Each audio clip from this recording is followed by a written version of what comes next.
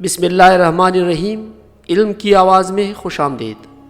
دوستو، ایک بزرگ ولی اللہ جناب داؤد طائی رحمۃ اللہ علیہ سے منسوب ایک حکایت ہے کہ ان کے شہر میں ایک عورت بیوہ کیا ہوئی کہ اس پر مصیبتوں کے پہاڑ ٹوٹ پڑے۔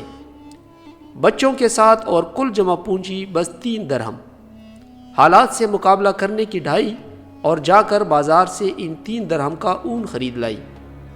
کچھ چیزیں بنا کر فروخت کی تو 5 درہم وصول پائے۔ 2 درہم سے کھانا پینا خریدا اور 3 درہم کا پھر سے اون لیتی آئی۔ اس طرح کچھ دن گزر بسر کیا۔ ایک دن بازار سے کھانا پینا اور اون لے کر گھر کو لوٹی۔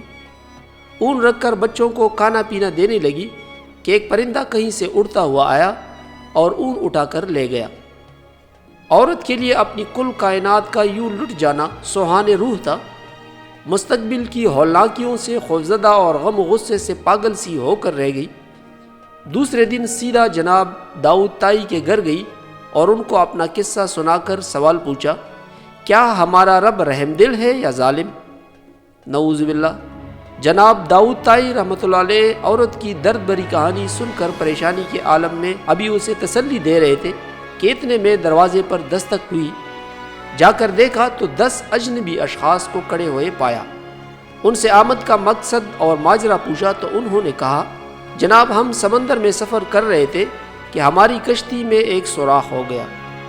پانی اس تیزی سے بڑھ رہا تھا کہ ہمیں ہماری موت صاف نظر آ گئی۔ مصیبت کی اس گھڑی میں ہم میں سے ہر شخص نے عہد کیا کہ اگر اللہ پاک ہماری جان بچا دے تو ہم میں سے ہر آدمی 1000 درہم صدقہ دیں گے۔ ابھی ہم یہ دعا کر ہی رہے تھے کہ ایک پرندے نے کہیں سے ہماری کشتی میں اون کا ایک گولا لا کر پھینک دیا، جسے ہم نے فوراً سوراخ میں پھنسایا، کشتی کو پانی سے خالی کیا اور سیدھا یہاں نزدیک ترین ساحل پر آ پہنچے۔ ہم کیونکہ یہاں کے لیے اجنبی تھے، اس لیے لوگوں سے کسی معتبر آدمی کا نام پوچھا تو انہوں نے ہمیں سیدھا آپ کے پاس بھیج دیا۔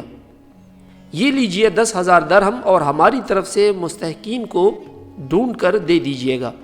حضرت داؤد طائی رحمۃ اللہ علیہ رب العزت کی اس حکمت پر حیران و پریشان ہوئے اور 10,000 درہم سیدھا اندر اس عورت کے پاس رکھ دیے۔ سارے پیسے اسے دیتے ہوئے کہا، اب میں تم سے ایک سوال کرتا ہوں، کیا تیرا رب رحم دل ہے یا ظالم؟ نعوذ باللہ۔ بیوہ عورت داؤد طائی رحمۃ اللہ علیہ کے چہرے کو تکتی رہ گئی۔ اس کی آنکھوں سے اشک جاری تھے، گویا اس کے جسم کا ہر حصہ، ہر بال رب کے شکر میں ڈوبا جا رہا ہو۔ اللہ کی تدبیر ہماری سوچ سے کہیں بہتر ہے۔ اللہ کا شکر ادا کریں اور اس کی ذات پر مکمل بھروسہ رکھیں، وہ کسی کو تنہا نہیں چھوڑتا۔ دوستو، اگر یہ کہانی آپ کو اچھی لگی تو اس ویڈیو کو لائک اور چینل کو سبسکرائب ضرور کیجیے گا۔